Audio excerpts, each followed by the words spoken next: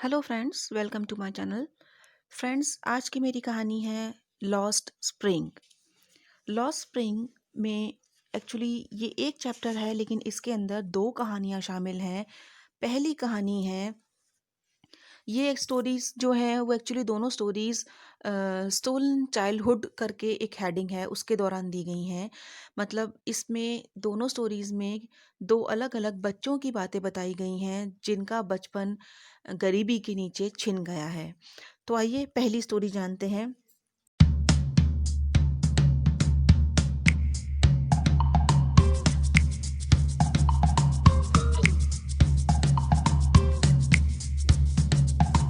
इस स्टोरी में एक लड़का है साहिब। वो लेखक से मिलता है। उनका नाम है अनीस जंग। अनीस जंग जो है उन्होंने इंडिया में कई सारी बुक्स लिखी और उनकी एक अच्छी कहानी है स्टोरीज ऑफ स्टोलन चाइल्डहुड। उसी से ये एक्सट्रैक्ट लिया गया है। इसमें वो कहती हैं, मैं एक बच्चे से मिली जो कि रैग पिकर था। रैग पिकर मतलब जो गार्बेज पड़ा रहता है उसमें से कचरा बीन करके अपने मतलब का सामान निकालने वाले बच्चों को रैग पिकर कहते हैं। तो वो जो बच्चा था उसका नाम साहिब था। उसका पूरा नाम था साहिब ए आलम। वो बच्चा ये नहीं जानता था कि साहिब ए आलम का मतलब होता है गॉड ऑफ यूनिवर्स। वो एक गरीब बच्चा था और जो कचरा बीन करके ही अपना काम चलाता था या अपने परिवार को सहारा देता था पैसे कमा करके। साहिब उसे बताता है कि वो ढाका का रहने वाला है और बहुत साल पहले उन्होंने ढाका छोड़ दिया था और अब केवल वो उनके ख्यालों में ही हैं। उसको ज़्यादा कुछ याद नहीं है। जब उससे वो आगे पूछती हैं और वो कहती हैं कि तुम स्कूल क्यों नहीं जाते, तो वो कहता है मेरे पास रैग पिकिंग के अलावा और कोई काम नहीं है और मेरे नेबरहुड में कोई स्कूल नहीं है। अगर वहाँ वो कोई स्कूल बनाएंगे तो मैं ज़रूर जाऊँगा। इस तरह से बीच बीच में राइटर की मुलाकात उस बच्चे से होती रहती है।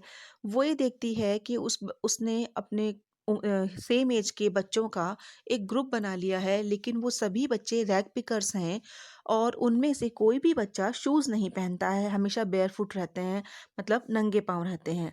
एक दिन राइटर उससे पूछती हैं कि तुम नंगे पाँव क्यों रहते हो?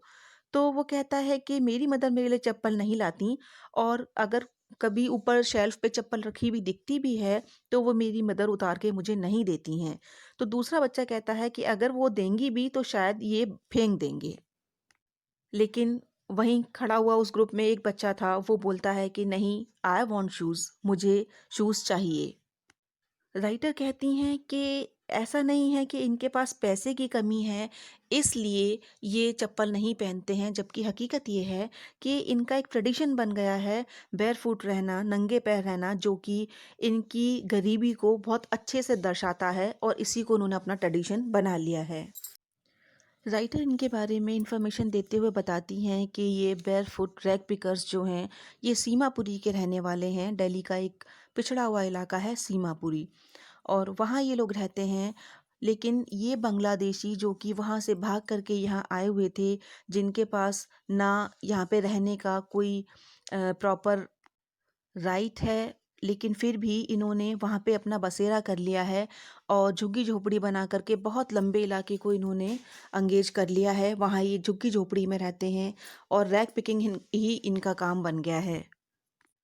और जब राइटर ने ये कहानी लिखी थी उस समय तक 30 साल हो गए थे इन्हें उसी इलाके में रहते रहते, विदाउट एन आइडेंटिटी। उनके पास कोई आइडेंटिटी नहीं थी, लेकिन without permit but with ration cards. लेकिन परमिट ना होने के बाद भी इन्होंने अपने राशन कार्ड बनवा लिए थे और इसकी वजह से उन्हें वोटर लिस्ट में नाम मिल गया था और राशन कार्ड की वजह से वो सस्ते दाम में ग्रेन खरीदना यानी अनाज खरीदना उन्होंने शुरू कर दिया था। और वो कहती हैं food is more important for survival than an identity. और यही लोग वो लोग भी सोचते हैं कि खाने का बंदोबस्त करना पहले ज़्यादा ज़रूरी है बजाय कि आइडेंटिटी, अपनी आइडेंटिटी को खोजना या उसके लिए कोई सबूत जुटाना। एक बार उस बच्चे की फैमिली में से एक दो लेडीज़ को मैंने देखा। राइटर कहती हैं कि मैंने उनको देखा तो मैंने उनसे क्वेश्चन किया कि क्या आपको अपने गांव के बहुत दूर दूर तक फैले हुए हरे हरे मैदान या सुंदर से गांव याद नहीं आते? तो वो कहती हैं कि अगर हम रात को खाली पेट सो रहे हैं और तब वो गांव अगर हमें भूखे पेट सुलाता है तो उससे ज़्यादा अच्छा हम यहाँ सीमापुरी में रह के महसूस करते हैं, क्योंकि कम से कम ये हमें पेट भर के खाने की हमें जुगाड़ तो करके देता है। इसलिए वहाँ की याद करने से ज़्यादा बढ़िया ये है कि हम यहीं पे रहें और आज रैग पिकिंग ही हमारा पेशा है और ये हमारे लिए किसी गोल्ड से कम नहीं है, क्योंकि यहाँ पे बेशक हम छोटे-छोटे झुग्गियों में रहते हैं या फिर हमने उसके ऊपर बरसाती के टेंट बना लिए हैं, लेकिन एट लास्ट जब हम रात को सोते हैं तो हमें खाली पेट नहीं सोना पड़ता। यहाँ पे साहिब बताता है कि कभी-कभी मुझे कचरे के ढेर में 1 या 2 रुपए भी पड़े हुए मिल जाते हैं। सीमापुरी के रहने वाले हर घर के लिए उसका बच्चा एक रैग पिकर का काम करता है और वहाँ उस बच्चे की मदद से उन्हें लगता है कि कुछ उनकी अर्निंग में इज़ाफ़ा हुआ, यानी कुछ एक्स्ट्रा अर्निंग उनको होनी शुरू हो गई। एक दिन राइटर को साहिब एक फेंस के सहारे खड़ा हुआ दिखा जो कि नेबरहुड क्लब में था।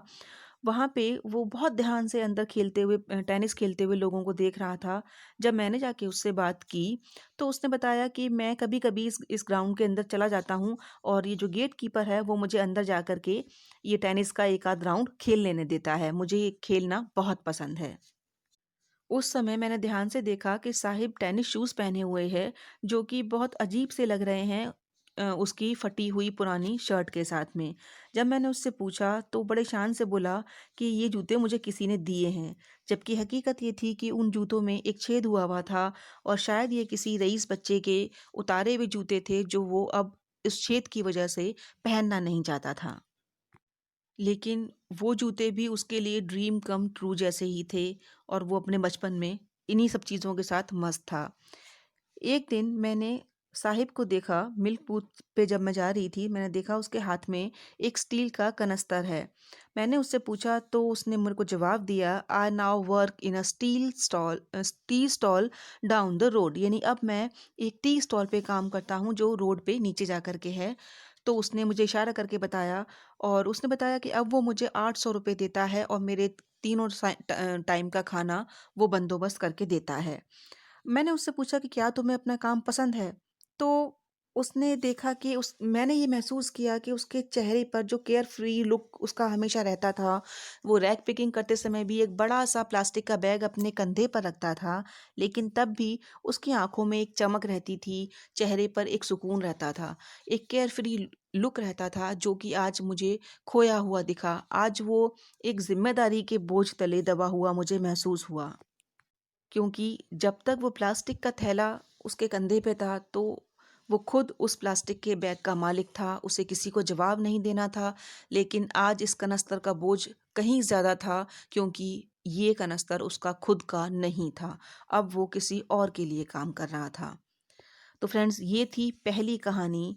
अब दूसरी कहानी है I want to drive a car. ये मुकेश नाम के एक बच्चे की कहानी है जो कि फ़िरोज़ाबाद में रहता है और आप जानते हैं फ़िरोज़ाबाद कांच की चूड़ियों के लिए मशहूर है।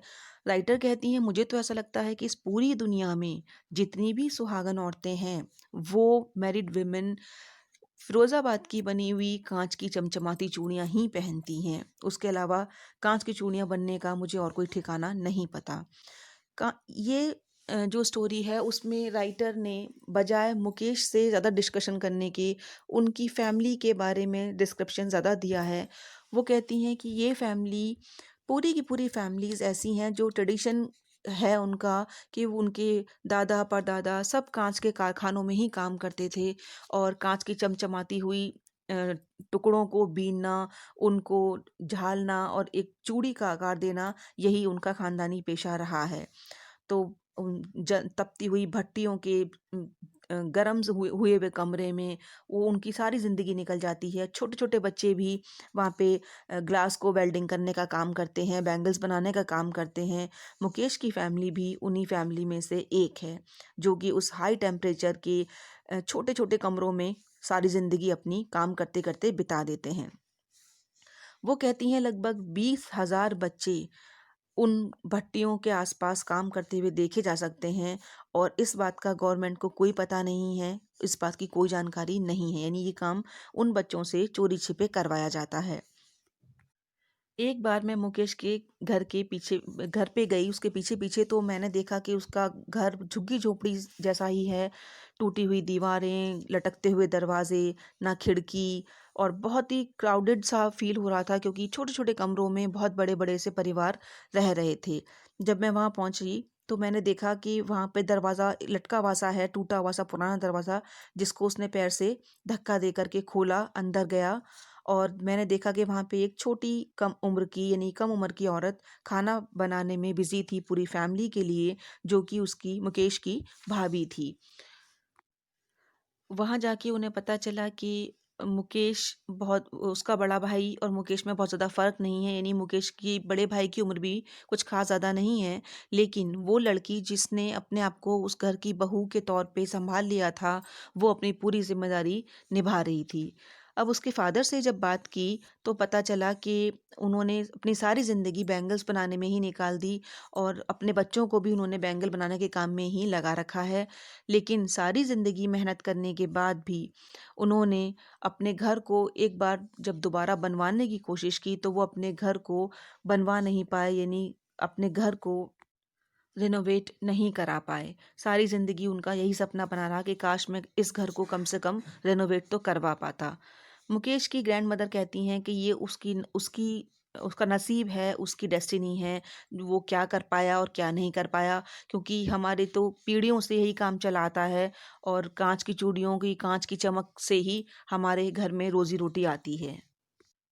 राइटर कहती हैं, मैंने देखा कि ऑयल लैंप्स जला करके उन फड़फड़ाते हुए दीपकों की रोशनी में बच्चे बैठे हुए, लड़कियां लड़के अपने फादर्स मदर्स के साथ बैठे हुए ग्लास के कलर्ड पीसेस को वेल्डिंग करने में व्यस्त हैं और मुझे ऐसा महसूस हुआ कि उनकी आंखें रोशनी के बजाय इस अंधेरे में इस दीपक की फड़फड़ाती हुई रोशनी में देखने की ज़्यादा हैबिचुअल हो चुकी हैं और शायद यही रीज़न है कि बहुत कम उम्र में फिरोज़ाबाद के बच्चे जो बैंगल्स के फैक्ट्री में काम करते हैं, वो अपनी आँखों की रोशनी खो बैठते हैं।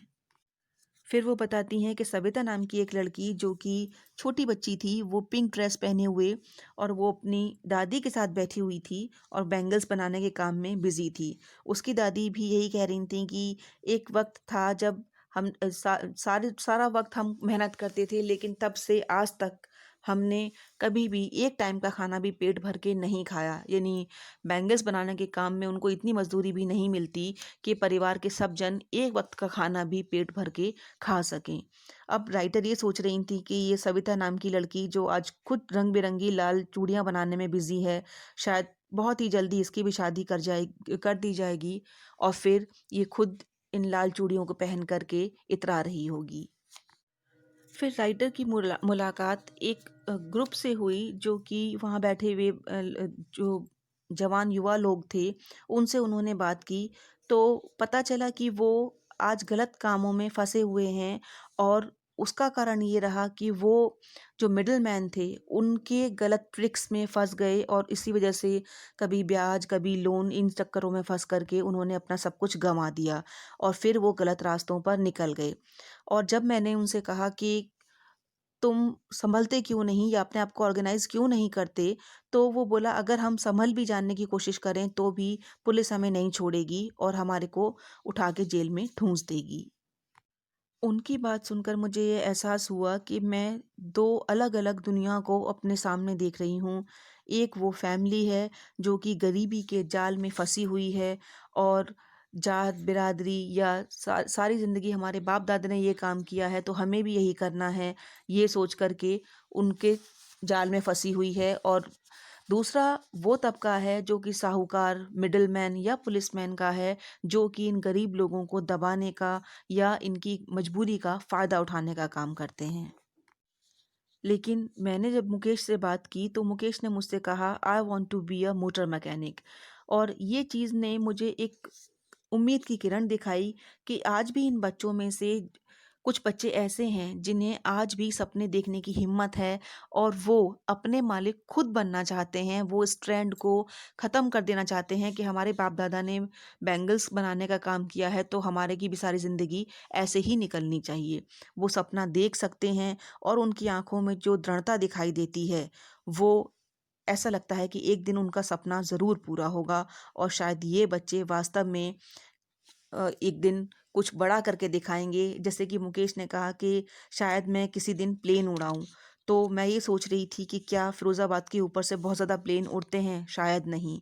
यानी कि उन इक्का-दुक्का प्लेन्स में से कुछ सपने मुकेश के भी हैं जो शायद भविष्य में पूरे हो जाएँ और काश सभी बच्चों को ये सपने देखने की हिम्मत जुट जाए। तो फ्रेंड्स, ये थी कहानी इस चैप्टर की। आई होप आपको ये कहानी पसंद आई होगी। प्लीज़ इसको आगे अपने ग्रुप में लाइक करके शेयर ज़रूर कीजिए।